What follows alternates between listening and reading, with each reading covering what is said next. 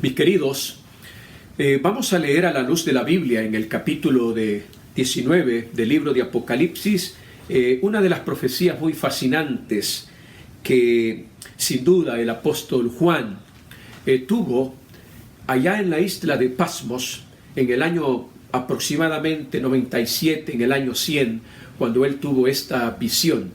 Él pudo ver el pueblo de Dios reunido en el cielo, cantando alabanzas, honra y gloria, aleluyas, al Todopoderoso, al que vive y reina por todos los siglos, a nuestro Señor Jesucristo. Dice la palabra de Dios en el libro, el capítulo 19, versículo 1. Después de esto, oí una gran voz de una gran multitud en el cielo que decía: Aleluya, salvación y honra y gloria y poder son del Señor nuestro Dios. Es una multitud prácticamente con un corazón agradecido por esa salvación tan grande que se obtuvo a través de Jesucristo. La honra y la gloria es para Él, dice la palabra de Dios en el versículo 6, y oí una gran voz de una gran multitud, como el estruendo de muchas aguas, como una voz de grandes truenos que decía: Aleluya, porque el honor, el Señor nuestro Dios Todopoderoso reina. Gocémonos y alegrémonos porque han llegado la cena de las bodas del Cordero y su esposa se ha preparado. Y a ella se le ha concedido que se vista de lino fino, limpio y resplandeciente, porque el lino fino son las acciones justas de los santos. Mis hermanos, cuando leamos este capítulo 19 de Apocalipsis, tú tienes que visualizarte en ese grupo, de esa multitud que estará en el cielo por toda la eternidad, cantando alabanzas y aleluyas al Todopoderoso que vive por todos los siglos, nuestro Señor Jesucristo. Nosotros no merecíamos ser salvos, merecíamos ser condenados, pero Cristo Jesús tomó nuestro lugar. Jesús, por su gracia, por su gran amor que nos tenía, decidió morir por cada uno de nosotros. Descendió del cielo y vino a buscar lo que se había perdido. Murió en una cruz crucificado, para que todo aquel que llegue al pie de la cruz, buscando perdón y salvación, podrá alcanzar la misericordia de Dios. Cada uno de nosotros, los que hemos tenido ese enorme privilegio de acercarnos a Jesucristo, que abrimos nuestro corazón en recibirle como nuestro único y suficiente Salvador, reconocemos que no solamente es nuestro Salvador, sino el Señor de nuestras vidas. Él es el Salvador y el Señor, el que nos dirige, el que nos gobierna, el que nos dirige para ese encuentro glorioso con Cristo Jesús allá en el reino de los cielos. La palabra del Señor dice claramente que para poder asistir a esta cena de las bodas del Cordero que se va a llevar a cabo en el cielo, pues hay que estar preparado. Ahora, ¿quién es el Cordero? El Cordero es Cristo Jesús. El mismo Juan el apóstol dice, él mismo lo identificó al Cordero identificado cuando dijo: he ahí el Cordero de Dios que quita el pecado del mundo. Cristo Jesús es el Cordero de Dios que quita el pecado del mundo. Pero la palabra del Señor presenta que está su esposa. Su esposa es la Nueva Jerusalén. Nosotros somos los convidados para asistir a las bodas del Cordero que se va a llevar a cabo allá en los cielos.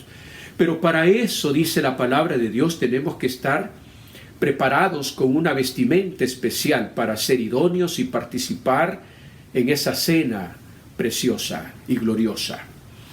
Todos nosotros que hemos ido en alguna ocasión, hemos participado en una boda, en unas fiestas de boda y en una cena de boda, pues nos preparamos para poder hacer presencia. Primero, se nos extiende una tarjeta de invitación. Segundo, usted se prepara con el mejor vestido o el mejor traje que usted tiene para poder asistir. Y de esa manera usted se siente complacido porque es uno de los invitados para hacer presencia en esa boda que tiene gran significado. Puede ser su hijo, puede ser un sobrino, puede ser su hermano, puede ser un tío o una tía, pero usted está contento en participar en esa boda especial.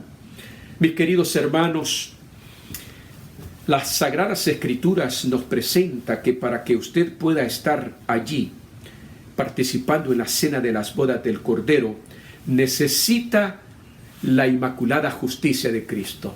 Para que podamos comprender acerca de la justicia de Cristo, tenemos que hablar un poco acerca de lo que es la justicia imputada y la justicia impartida. Por ejemplo, la justicia imputada es aquella obra donde usted reconoce y acepta a Jesús como su Salvador personal. Usted es justificado por nuestro Señor Jesucristo. Y esa obra de perdón es una obra momentánea, porque usted recibe la justicia de Cristo desde el momento en que usted abre su corazón y lo reconoce como su Salvador personal. Es declarado justo delante de Dios.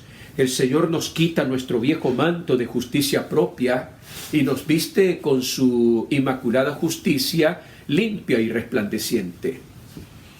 Recordemos que nosotros por naturaleza somos pecadores, pero nos hemos puesto a cuentas con Dios. Hemos seguido el consejo del profeta Isaías cuando dice en el capítulo 1 y el versículo 18: venid luego, dice el Señor, y estemos a cuentas. Si vuestros pecados fuesen negros o rojos como el carmesí, vendrán a ser como blanca lana. Gloria al Señor. No importa cuán negros o cuán rojos hayan sido tus pecados, cuán profundo hayas caído, pues el Señor tiene poder para perdonar. Y ahora nosotros, al aceptar a Jesús como nuestro Salvador y Señor, pues hemos estado experimentando el gozo de la salvación.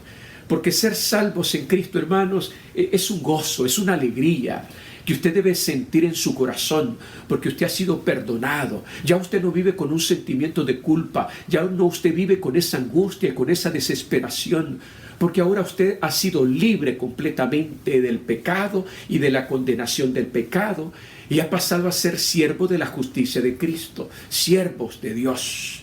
No más esclavos del pecado, no más siervos de Satanás, ahora somos siervos de Jesucristo.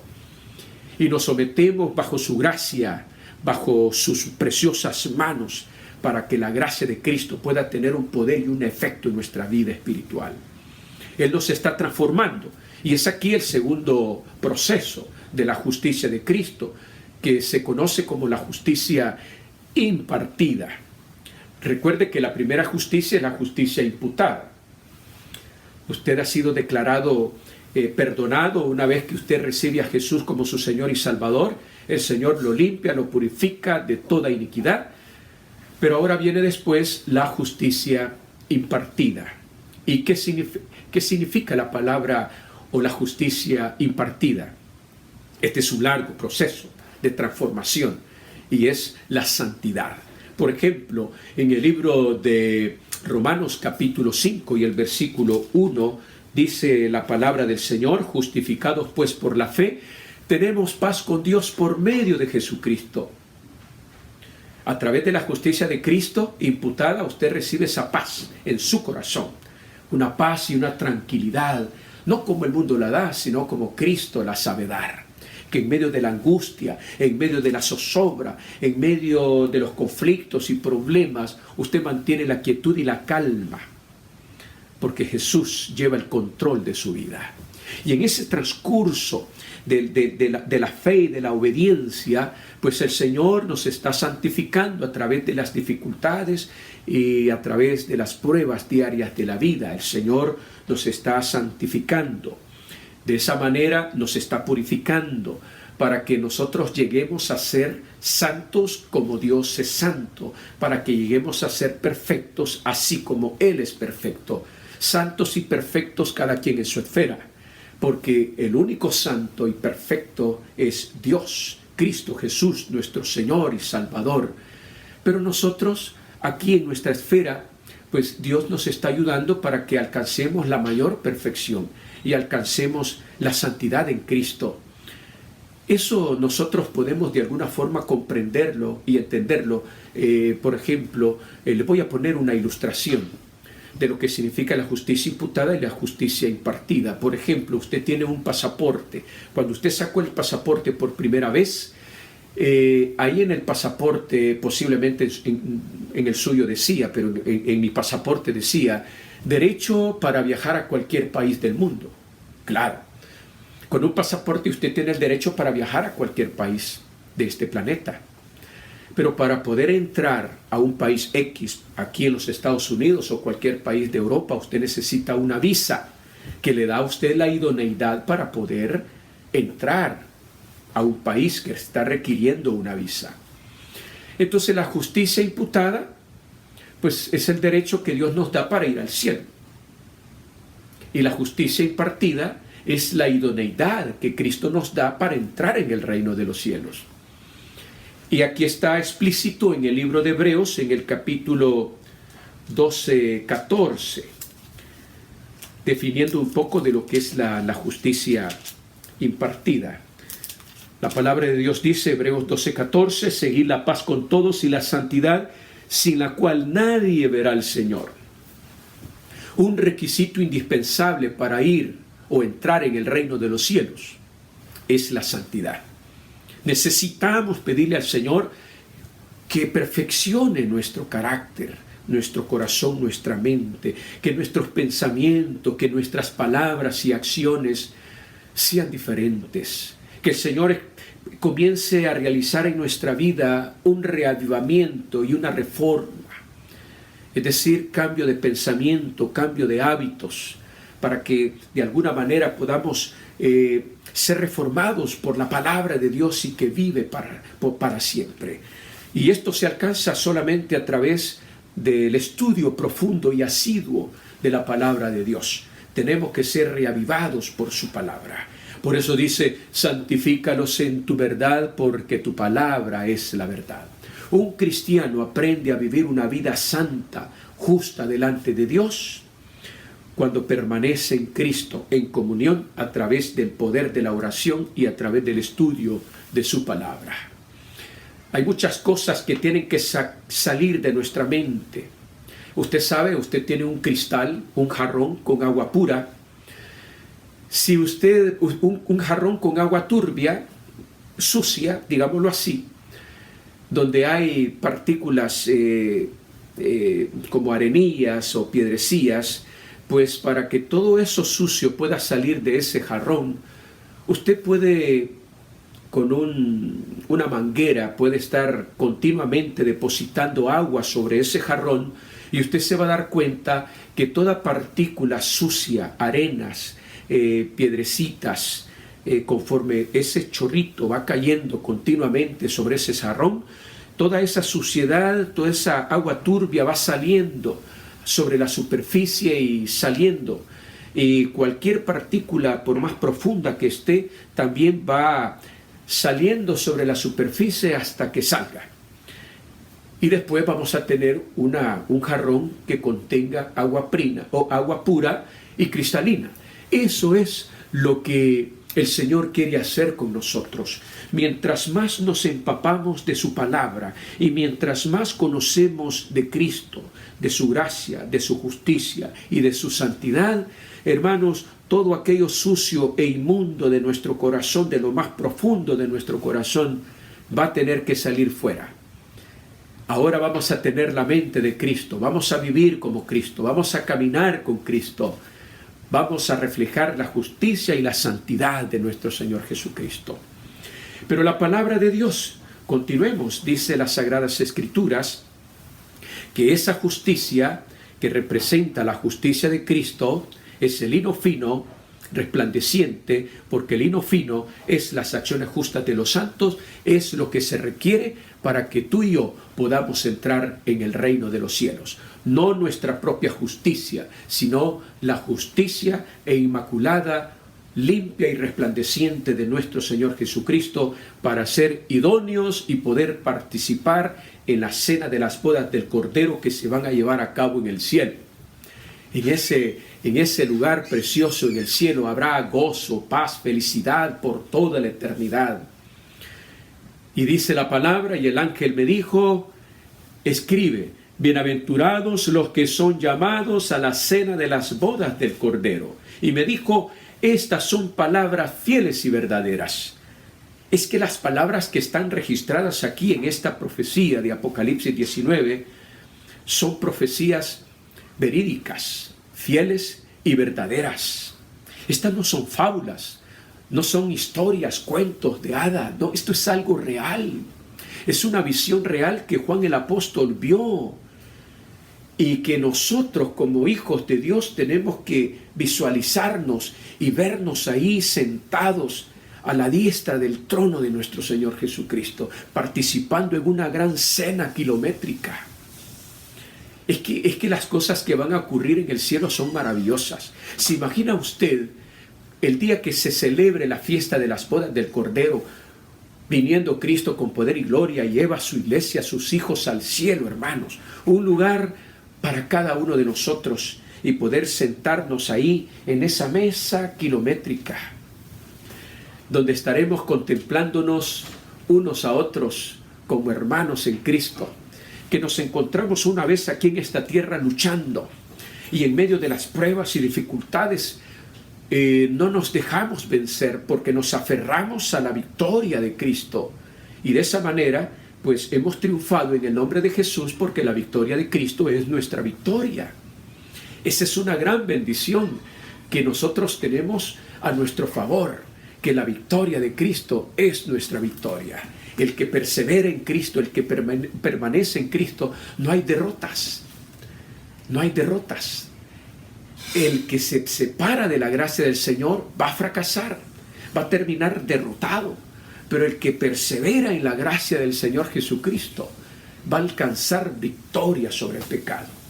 Usted tiene que luchar y esforzarse para ir al cielo y sentarse ahí en esa mesa kilométrica donde vamos a contemplar aún a todos nuestros seres queridos, aquellos hermanos, seres queridos que ya descansan en el Señor, descansan en Cristo, con la esperanza del retorno glorioso de la segunda venida de nuestro Señor Jesucristo.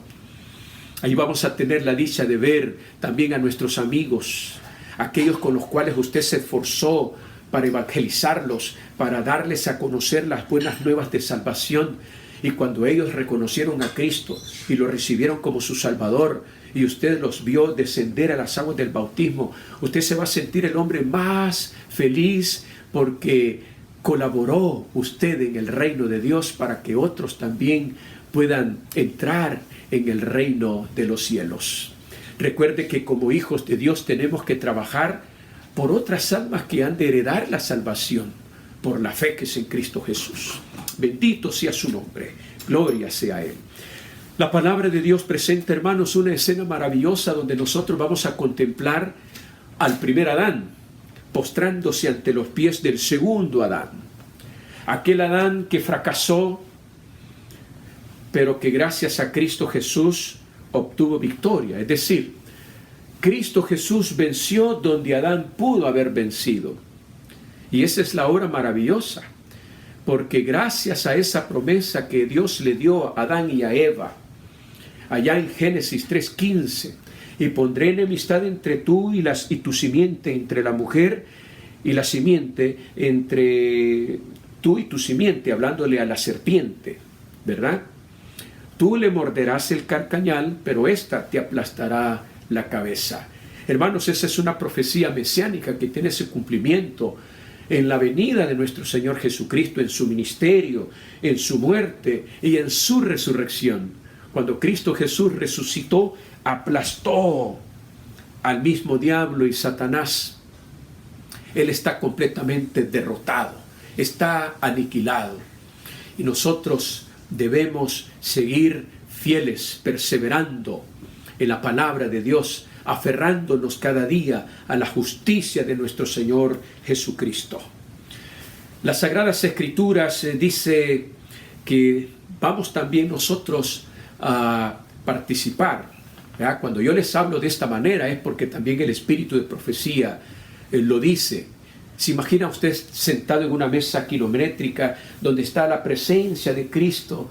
Ahora nosotros tenemos una visión corta, tenemos problemas, algunos tienen miopía, otros astigmatismo, o pueden tener los mismos problemas de miopía y astigmatismo. Otros posiblemente hasta han perdido la vista y no pueden ver.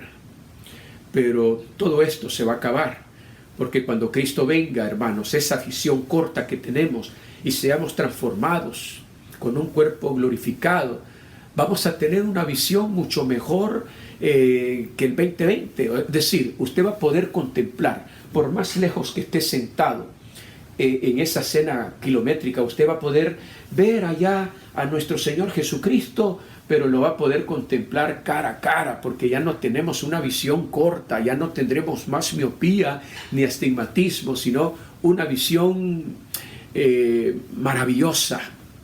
Por eso, hermanos, tenemos que pedirle al Señor que nos ayude para que podamos seguir adelante, siempre adelante y hacia arriba, con la ayuda de nuestro Dios. La palabra de Dios también presenta en el libro de Apocalipsis 19 y el versículo 11, donde Juan, el discípulo o el apóstol Juan, pudo ver en visión el glorioso advenimiento de Cristo, y lo hace de una forma majestuosa, porque dice la palabra de Dios: entonces vi el cielo abierto, y he aquí un caballo blanco, y el que lo montaba se llamaba Fiel y Verdadero, que con justicia juzga y pelea.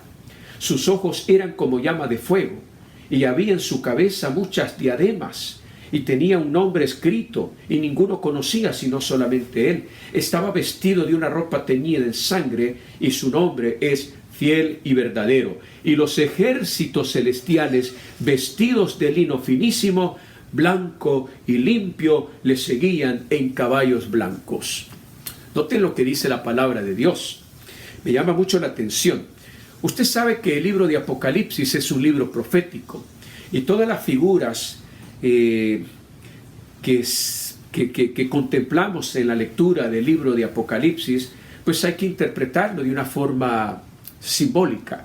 No es que el Señor Jesucristo vendrá montado en un caballo y que sus ejércitos celestiales, también sus santos ángeles, vendrán montados en caballo.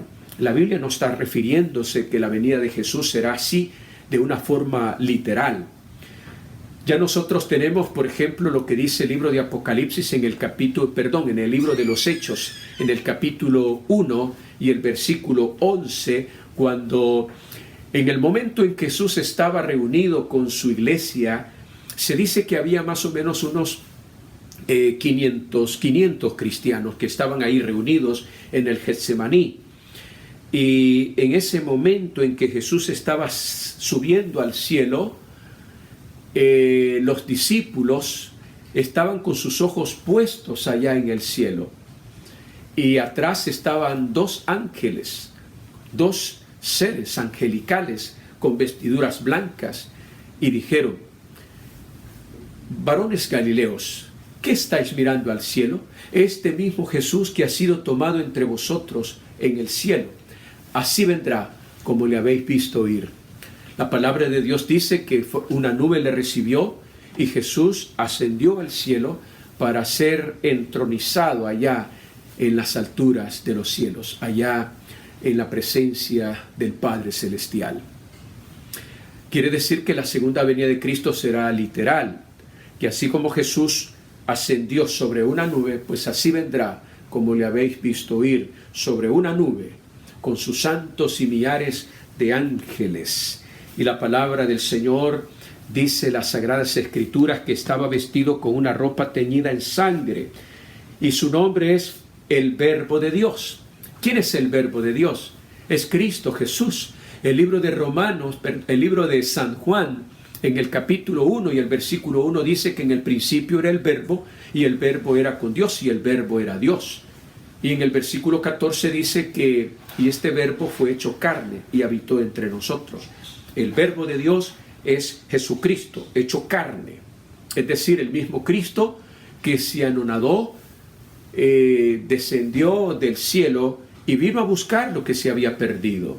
La salvación no fue a larga distancia. Cristo Jesús tuvo que encarnarse, hacerse hombre para vivir entre nosotros y demostrarnos que así como Él fue obediente y experimentó la muerte y muerte de cruz, pues nosotros también, así como Cristo venció, podemos también vencer. Podemos vencer por la gloria del Señor. Y dice la Biblia en el versículo 16, y en su vestidura y en su muslo tiene escrito un nombre: Rey de Reyes y Señor de Señores. Note qué maravilloso. Es que el Cristo en el cual nosotros hemos creído no es un Cristo sufrido, no es un Cristo derrotado, un Cristo fracasado.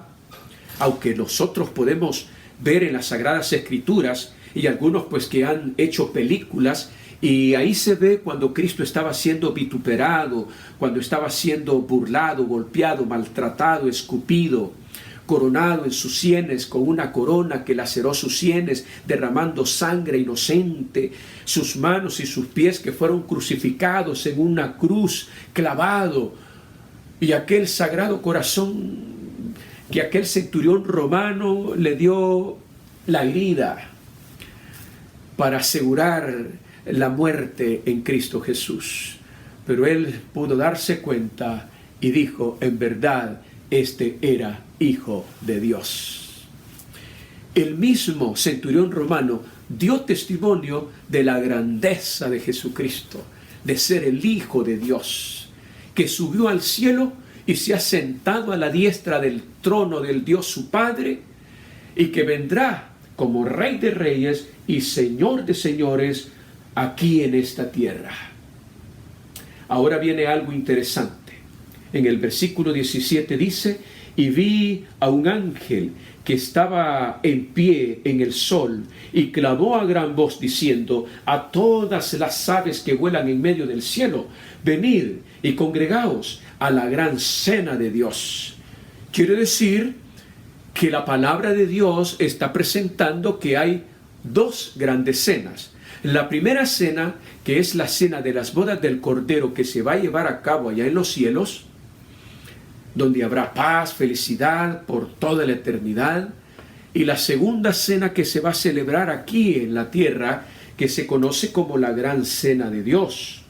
Pero ¿quiénes son los convidados para participar en esta gran cena de Dios que se va a celebrar aquí en la tierra? Oiga lo que dice la palabra de Dios en el versículo 18, ¿verdad? Dice: venid y congregaos a la gran cena de Dios para que comáis carnes de reyes, de capitanes, y carnes de ¿qué? De fuertes, grandes y caballos. Pero note lo que dice más antes, ¿verdad? Y vi un ángel que estaba en pie en el sol y clamó a gran voz diciendo a todas las aves.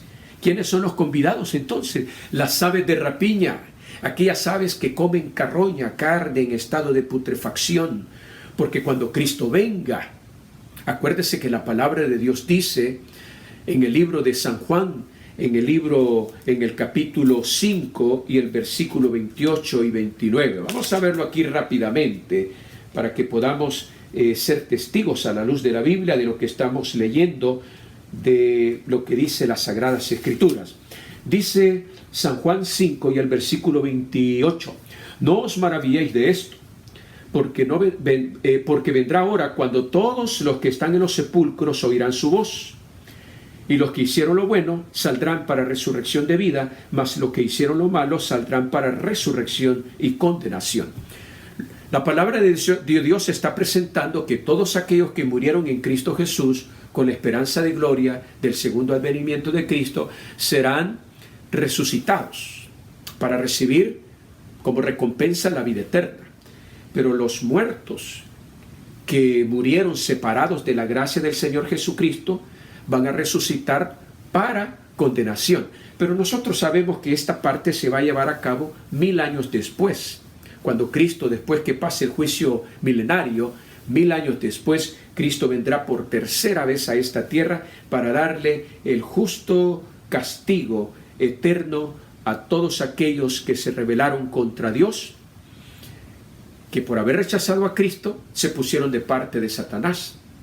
Y por haber hecho las obras del diablo, pues el juicio final va a caer sobre Satanás y sus ángeles, y como consecuencia que todos aquellos que hicieron lo malo, pues también van a sufrir el castigo eterno. Pero cuando Cristo venga por segunda vez a esta tierra, todos aquellos que hemos quedado hasta la venida del Señor Jesucristo, saldremos para vida a vida eterna. Salvación por la eternidad. Pero los que hicieron lo malo, el resplandor de la gloria de Dios, cuando Cristo venga los va a destruir y caerán sobre la superficie de la tierra y caerán como estopa de coco. Sus cadáveres caerán sobre la superficie de la tierra.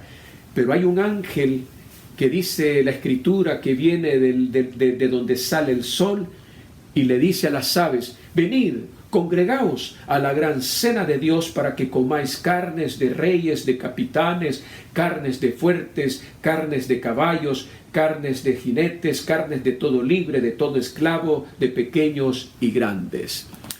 El banquete especial para las aves de rapiña serán el cadáver, el cuerpo de los pecadores, de los inicuos. En estado de putrefacción comerán esas carnes putrefactas. Pero en esta tierra habrá destrucción, habrá pestilencia, habrá muerte, sufrimiento, todo será tenebroso. Pero Cristo Jesús vendrá a poner fin a este mundo lleno de pecado.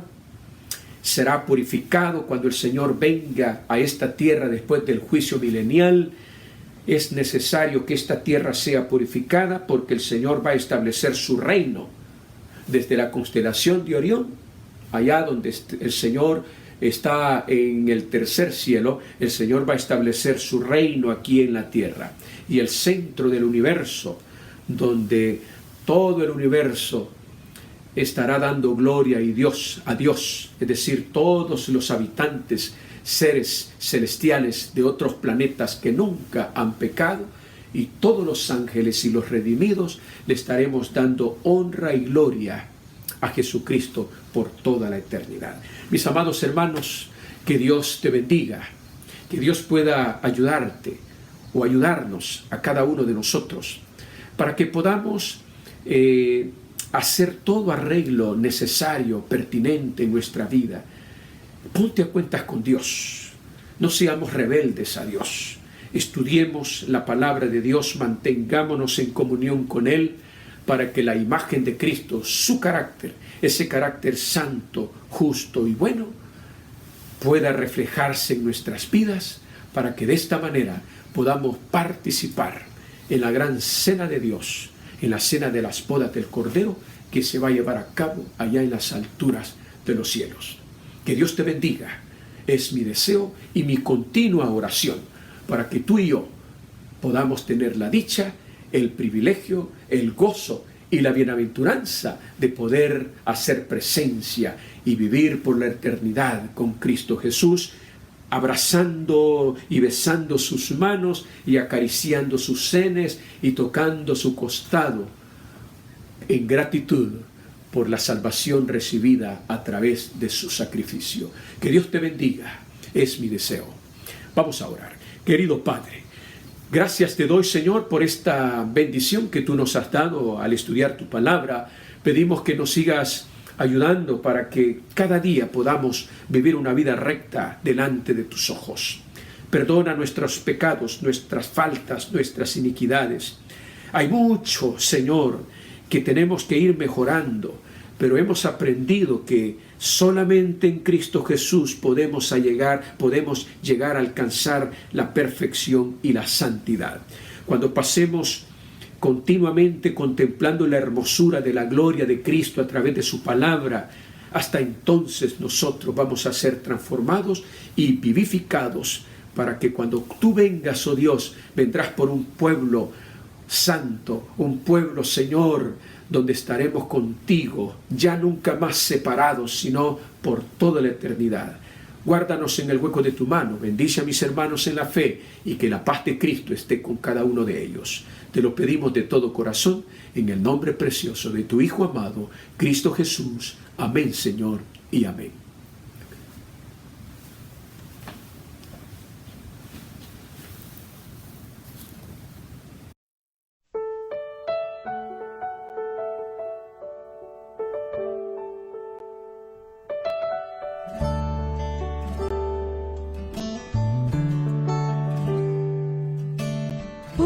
Si pudiese hablar la lengua de Canaán,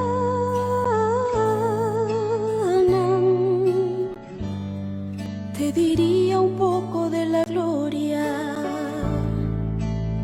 de un mundo mejor.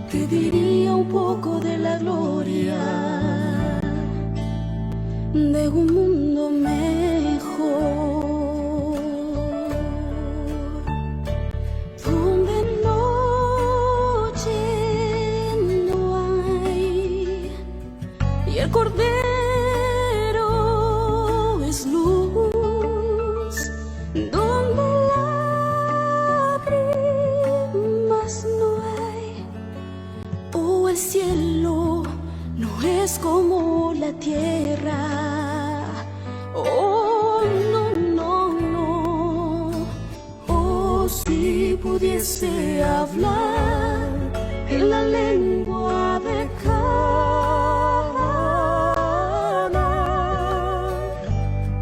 te diría un poco de la gloria de un mundo mejor.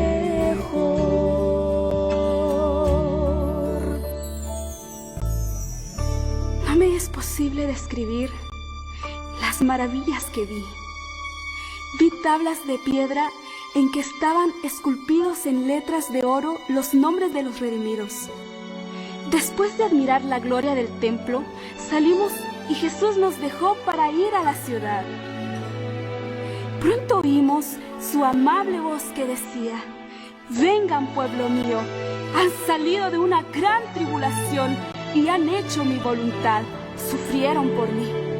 Vengan a la cena que yo mismo serviré. Nosotros exclamamos: ¡Aleluya! ¡Gloria! Y entramos en la ciudad. Vi una mesa de plata pura, de muchos kilómetros de longitud, y sin embargo nuestra vista la abarcaba toda. Vi el fruto del árbol de la vida, el maná, almendras, higos, granadas, uvas y muchas otras especies de frutas. Le rogué a Jesús que me permitiese comer del fruto, pero me respondió: todavía no. Debes volver de nuevo a la tierra y referir a otros lo que se te ha revelado. Entonces un ángel me transportó suavemente a este oscuro mundo. A veces me parece que no puedo ya permanecer aquí. Tan lóbregas me resultan todas las cosas de la tierra. Me siento tan sola, pues he visto una tierra mejor. Oh, si pudiese volar cual paloma por cielo y mar, navegar y cruzar el Jordán a un mundo mejor,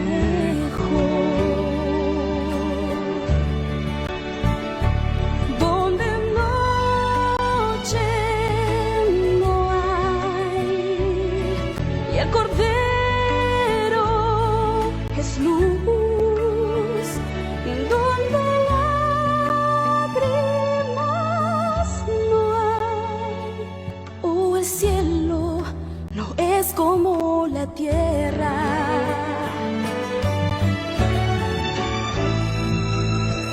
Oh, si pudiese hablar en la lengua de Cana,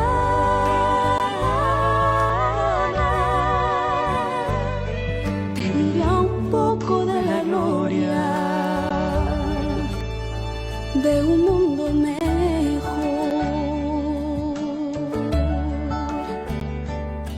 Te diría un poco de la gloria